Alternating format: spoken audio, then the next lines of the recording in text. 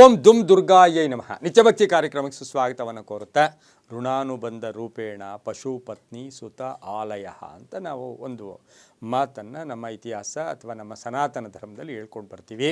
ಆ ರೀತಿ ನೋಡೋಕ್ಕೆ ಹೋದಾಗ ನಮಗೆ ಮಕ್ಕಳಾಗ್ಬೋದು, ಸಂಸಾರ ಆಗ್ಬೋದು, ಮನೆ ಆಗ್ಬೋದು, ಹೆಂಡತಿ ಆಗ್ಬೋದು, ಹಾಗೆ ಐಶ್ವರ್ಯ ಎಲ್ಲದಕ್ಕೂ ಸೇರಿ ಎಲ್ಲವೂ ಕೂಡ ಋಣಾನುಬಂಧ ಇರಬೇಕು. ಇನ್ನು ಈ ಜನ್ಮದಲ್ಲಿ ಈಗ ನಾವು ಅನುಭವಿಸ್ತಾ ಇರ್ತಕ್ಕಂಥ ನಮ್ಮ ಕಷ್ಟಗಳಾಗ್ಬೋದು, ನಮ್ಮ ಎಲ್ಲಕ್ಕೂ ಕೂಡ ಮೂಲ ಕಾರಣವೇ ಕರ್ಮಫಲ ನಮ್ಮನ್ನು ಇವತ್ತಿನ ದಿವಸ ಈ ಮಟ್ಟದಲ್ಲಿ ಇಟ್ಟಿರುತ್ತೆ. ಇಂದಿನ ವಿಷಯ ಬಂದಾಗ ಗಂಡ ಹೆಂಡತಿ ಒಂದೇ ತಟ್ಟೆಯಲ್ಲಿ ಊಟ ಮಾಡಬಹುದಾ ಅಂತಕ್ಕಂಥ ಪ್ರಶ್ನೆ. ಅದು ಶುಭಾನ ಅಶುಭಾನ?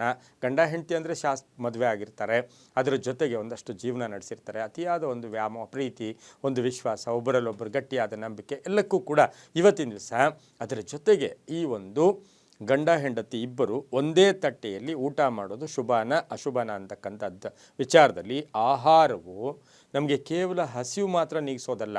ಹಸಿವಾಗ್ತಾ ಇದೆ ಆಹಾರ ತಿನ್ನಬೇಕು ಅಂತಲ್ಲ, ಆಯಾ ಆಹಾರ ನಮ್ಮ ದೇಹಕ್ಕೆ ರಕ್ತ ರೂಪದಲ್ಲಿ ಹೋಗುತ್ತೆ, ಜೀವವನ್ನು ಕೊಡುತ್ತೆ. ಅದರ ಜೊತೆಗೆ ನಮ್ಮ ಭಾವನೆಗಳಾಗ್ಬೋದು, ಮನಸ್ಸಿನ ಸ್ಥಿತಿ ಆಗ್ಬೋದು, ನಮ್ಮ ಆಲೋಚನೆಗಳಾಗ್ಬೋದು, ಎಲ್ಲಕ್ಕೂ ಕೂಡ ಮೂಲ ಕಾರಣ ಆಹಾರ.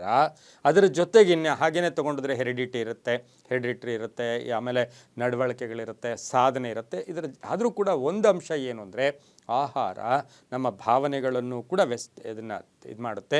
ಇನ್ನು ವಾಸ್ತುಶಾಸ್ತ್ರ ರೀತಿಯಲ್ಲಿ ನೋಡೋಕ್ಕೆ ಹೋದಾಗ ನಮಗೆ ಶಾಂತಿ ನೆಮ್ಮದಿಯನ್ನು ಕೊಡ್ತಕ್ಕಂಥದ್ದು ಕೂಡ ನಾವು ಭುಜಿಸ್ತಕ್ಕಂಥ ಆಹಾರ ಕೂಡ ಆಗಿರುತ್ತೆ. ಅದರ ಜೊತೆಗೆ ಅನ್ನಂ ಪರಬ್ರಹ್ಮ ಸ್ವರೂಪಂ ಅಂತೀವಿ. ಅನ್ನಾತ್ ಭವಂತಿ ಭೂತಾನಿ ಪರ್ಜನ್ಯಾತ್ ಅನ್ನ ಸಂಭವ, ಯಜ್ಞಾತ್ ಭವಂತಿ ಪರ್ಜನ್ಯ ಯಜ್ಞ ಕರ್ಮ ಸಮುದ್ಭವ ಅಂತಕ್ಕಂಥ ಮಾತು ಕೂಡ ನಾವು ಕೇಳಿದ್ದೀವಿ. ಅದರಂತೆ ಇವತ್ತಿನ ದಿವಸ ಅನ್ನ ಪರಬ್ರಹ್ಮ ಸ್ವರೂಪಗಳು ಕೂಡ ಆಗಿರುತ್ತೆ. ಆಲೋಚನೆಗಳನ್ನು ಸೃಷ್ಟಿ ಮಾಡ್ತಕ್ಕಂಥದ್ದು ಅನ್ನ ಆಗಿರುತ್ತೆ. ಹಿಂದಿನ ಕಾಲದಲ್ಲಿ ಆಹಾರ ಸೇವನೆಗೆ ಸಾಕಷ್ಟು ನಿಯಮಗಳಿತ್ತು. ಅದಕ್ಕೆ ಅನ್ನ ಯಜ್ಞ ಅಂತ ಕರಿತೀವಿ.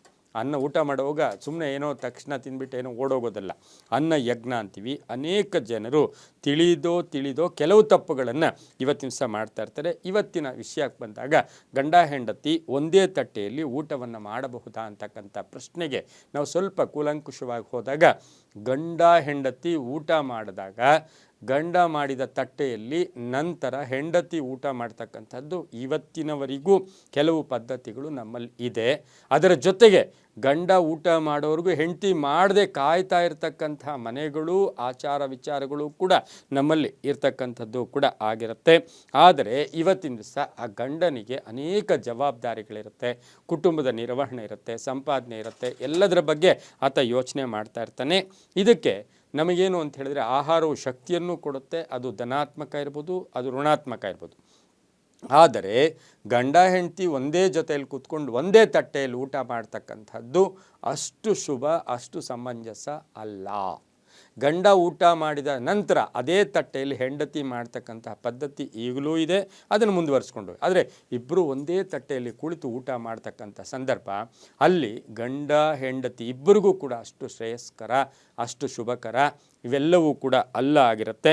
ಇದರಿಂದ ಏನಾಗುತ್ತೆ, ಆ ಅನ್ನಪೂರ್ಣಾದೇವಿ ಅಲ್ಲಿರ್ತಕ್ಕಂತಹ ಯಾವುದೋ ದೇವಿಗೂ ಕೂಡ ಒಂದಷ್ಟು ಸಮಾಧಾನ ಕೂಡ ಇದಾಗೋದಿಲ್ಲ. ಹಾಗಾಗಿ ಇಬ್ಬರು ಜೊತೆಯಲ್ಲಿ ಒಂದೇ ತಟ್ಟೆಯಲ್ಲಿ ಊಟ ಮಾಡೋದು ಅಷ್ಟು ಶುಭ ಕೂಡ ಅಲ್ಲ. ಎಲ್ಲವೂ ಕೂಡ ನಂಬಿಕೆಯ ಆಧಾರ ಅಂತ ಹೇಳ್ತಾ ಸರ್ವೇ ಜನ ಸುಖಿನೋ ಭವಂತು, ಸಮಸ್ತ ಸನ್ಮಂಗಳಾನಿ ಭವಂತು.